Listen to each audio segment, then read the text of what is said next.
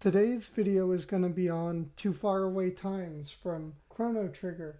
And this piece uses a lot of unconventional techniques to create tension and release in a way that is different from tonic, predominant, dominant sort of things, but it also has stuff like this.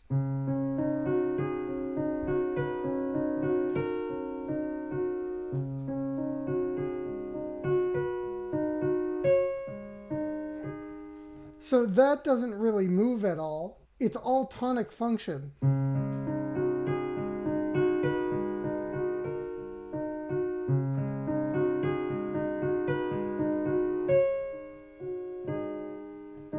So what is the organizational principle behind it?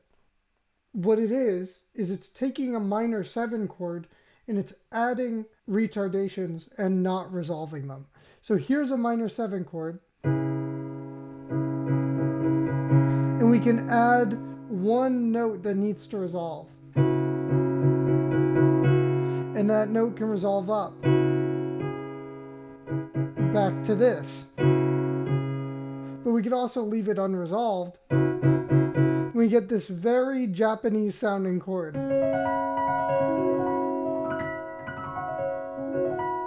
And that's kind of the effect that he's getting with a single retardation. We could also add a double retardation. And they could resolve like this. Or we could leave them unresolved, which kind of gives you this sound. Or we could add a third one. There's only 4 notes in a 4-note chord. So, and this would resolve like this. So if we use that on this D flat chord, we can see that what he's doing is he starts with a double retardation. And those notes could resolve.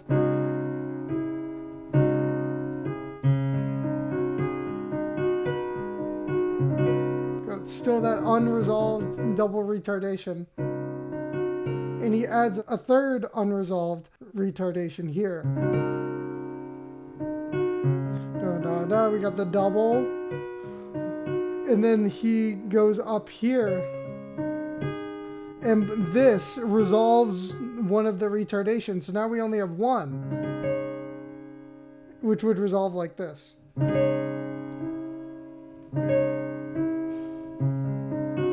Double retardation, triple, double, single, and when you hear this, it really opens up.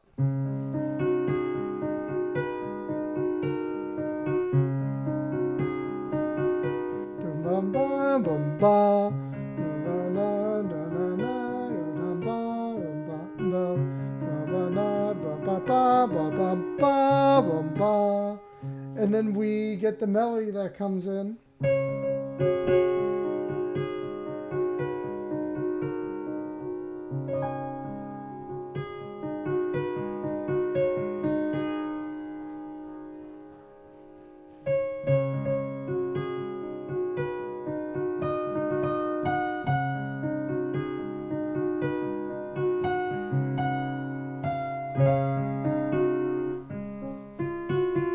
And finally, we get not a minor 7 chord, but a major chord.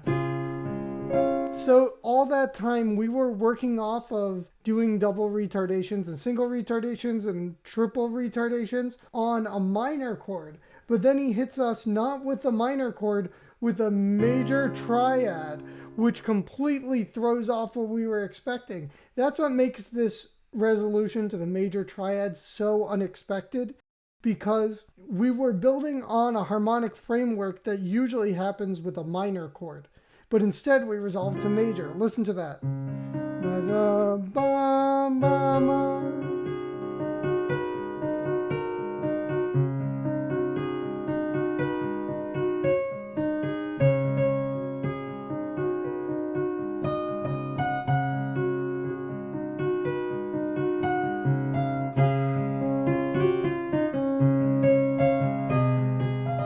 Then we get a very functional progression. To the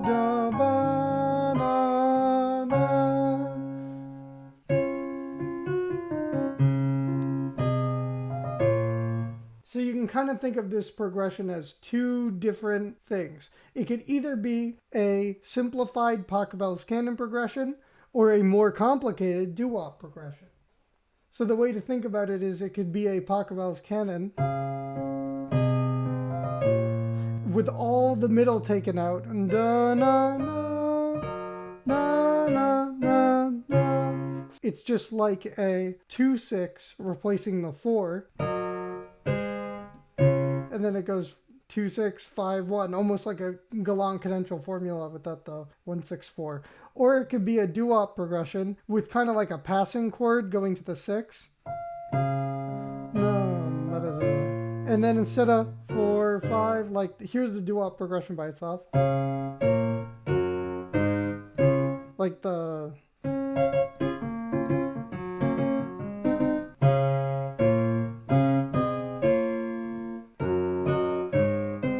And then we get 2-6 instead of 4.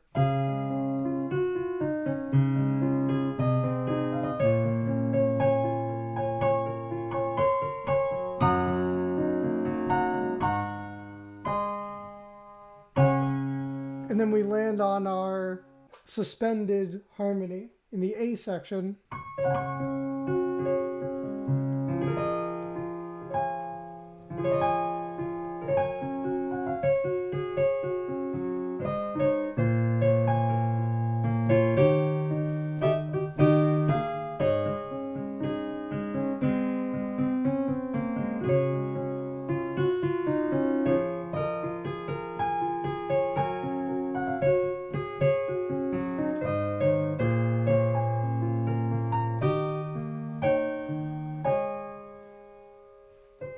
And now we have a rather functional progression. 1, 3, and then 3 moves to 4, like a deceptive cadence. And then we get 5 to 6, which is like another deceptive cadence. And then 5 of 5, na, na, na, to 5. And that's a resolution. And then that 5 wants to go back to the 1. This second chord has another unresolved retardation. In this case, here's the chord by itself. And this is what he does to it.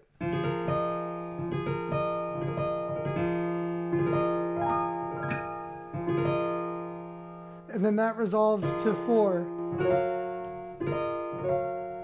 Na, na, na, ba, ba.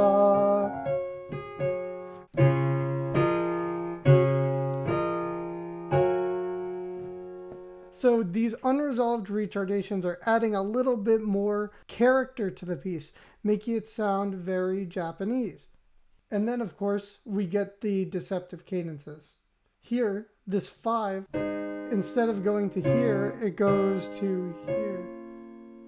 Da, na, da, na, da, da, da, da, da, na, na, na, na, na, instead of na, na, na, na, na.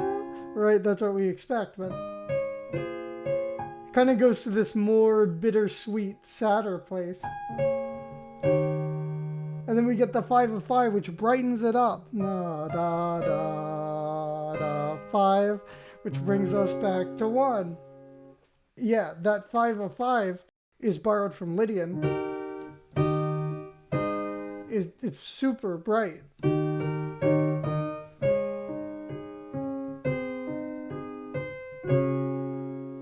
So it's really nice after resolving to that minor 6 chord. It really opens it up. Now the B section is this very hesitant 3-4 progression. We saw the 3-4 in the A section. But now we're going to repeat that.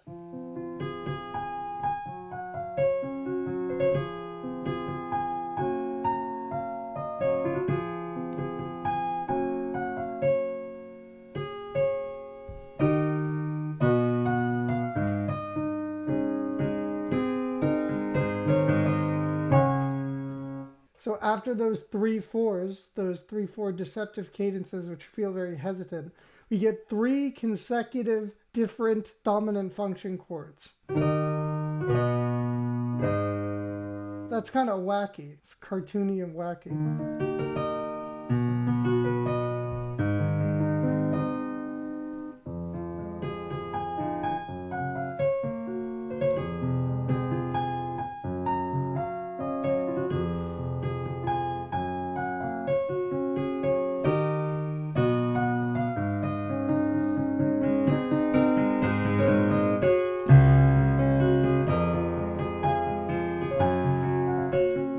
Then we get the second statement of the A section.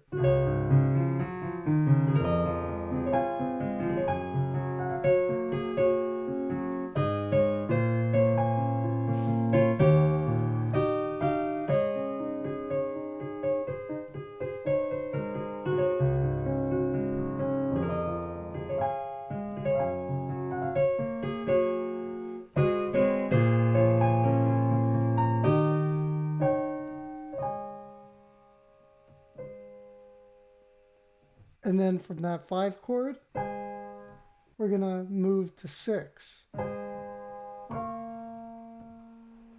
Another deceptive resolution from 5 to 6. And once we get to 6, we're going to do this lament-like progression, which uses the middle of the 5-6 sequence version of the Pachelbel's canon. It has something a little bit different that we'll talk about in a second, but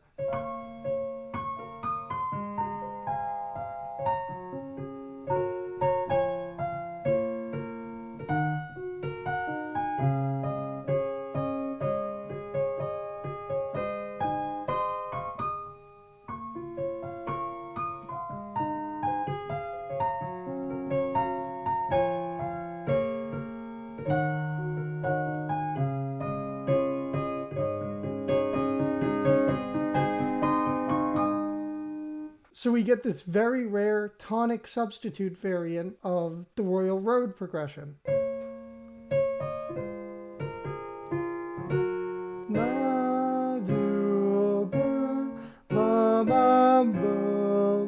Usually the Royal Road progression is, which sounds much more Japanese.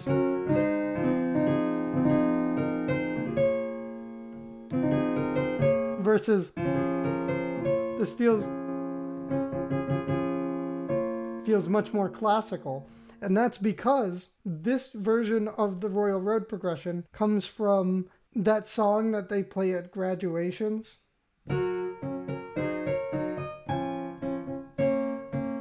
Which is kind of funny. It's not really a Japanese thing. It actually comes from like an old march, processional. And then we get this really weird root position Galant cadential formula. Which, I mean, this is not very common, but it's all the chords of a Galant cadential formula, but they're all in root position.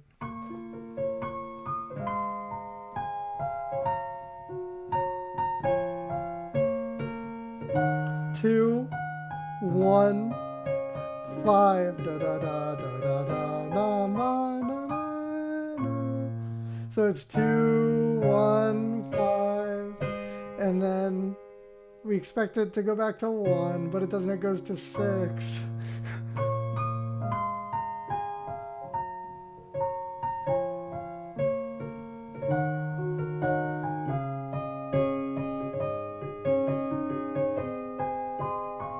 Do we get 1? No, it goes back to 6. As you can see, we move into a section that doesn't have any function written for it. So what's going on here? Well, we have this deceptive cadence to 6 again, which kind of, at this point, this sort of lament progression, this thing that felt like a lament progression, turns out to be more of a lament than we previously thought, because now we get this full resolution to 6, which starts this weird transitionary motion.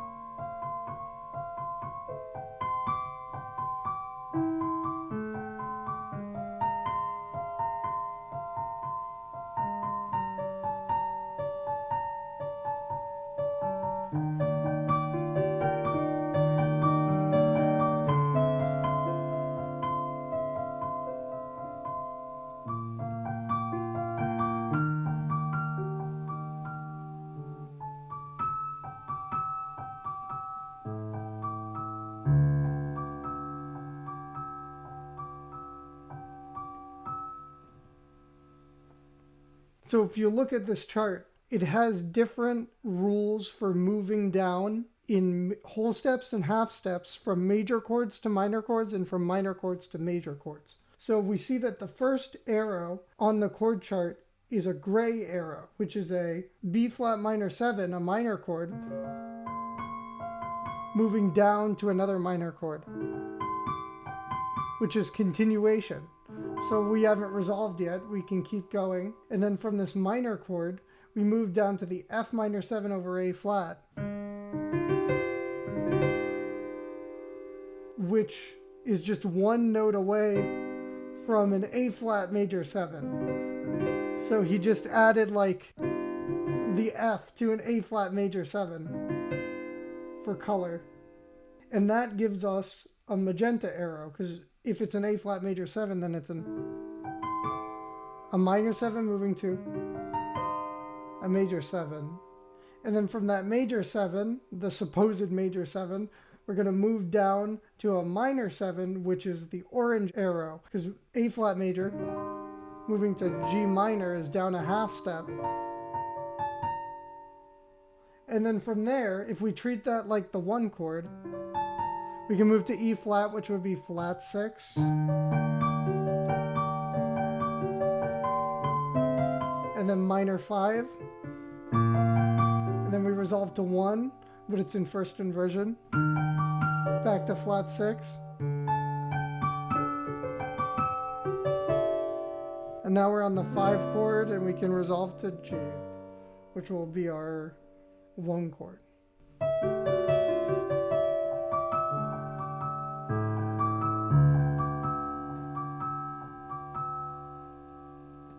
So once we hit that G minor 7, we immediately are recontextualizing the chord into a 4 chord, which starts the Chrono Trigger theme, and specifically the Memories of Green version of the Chrono Trigger theme.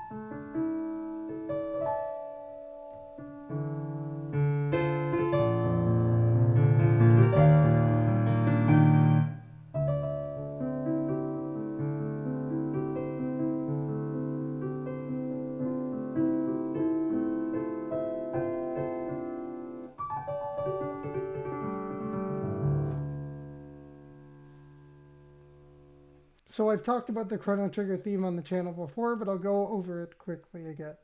We have a 4-2 progression.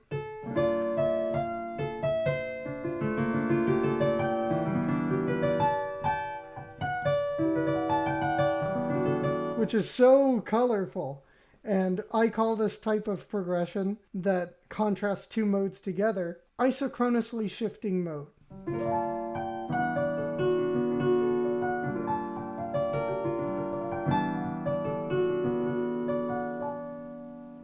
And in this case, we're contrasting Aeolian and Ionian, which is typical.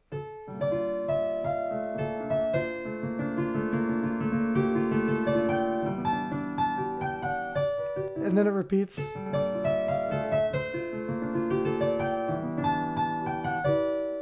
And then from there, we move to Phrygian mode.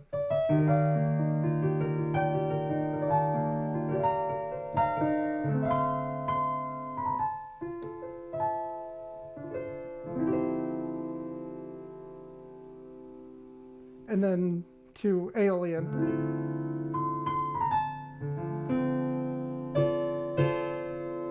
And then we get the cadence.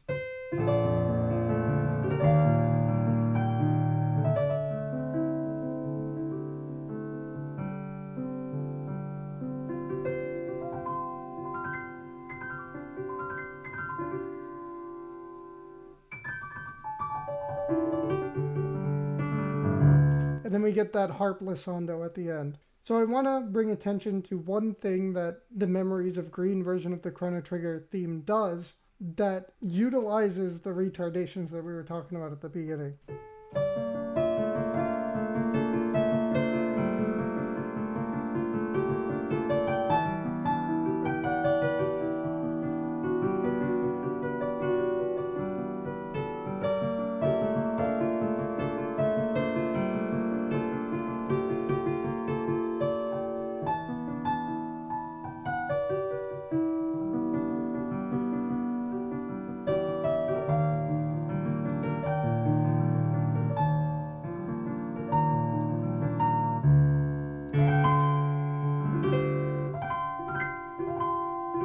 This chord right here, if we take out the retardation, it would sound like this.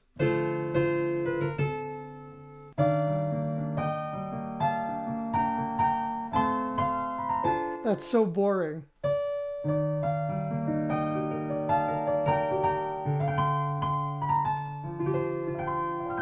That makes it so much more interesting. Here's the normal chord. Here's what he turns it into. And he can resolve that. But he doesn't, he just leaves it unresolved. This makes sense for like a guitar, because it might be actually easier to just leave it unresolved than to go back up. Remember, Mitsuda is a guitarist. That's his main instrument. So sometimes guitarists do these things where they'll do it because it's easier, but it also kind of sounds nice. And then the end here is a variant of a flat 6, flat 7, 1.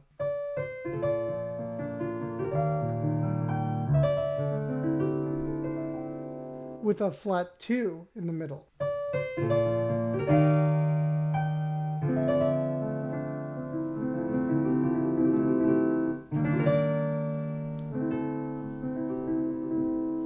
And then we get that harp glissando. So that's it for Too Far Away Times. If this was interesting to you, you can talk about it with me in the comments, join my Discord. If you want any of my charts, you can buy them on my Ko-Fi. You can donate to my Ko-Fi. And if none of that interests you, that's fine. Thank you for watching. See you in 2 weeks, and good evening.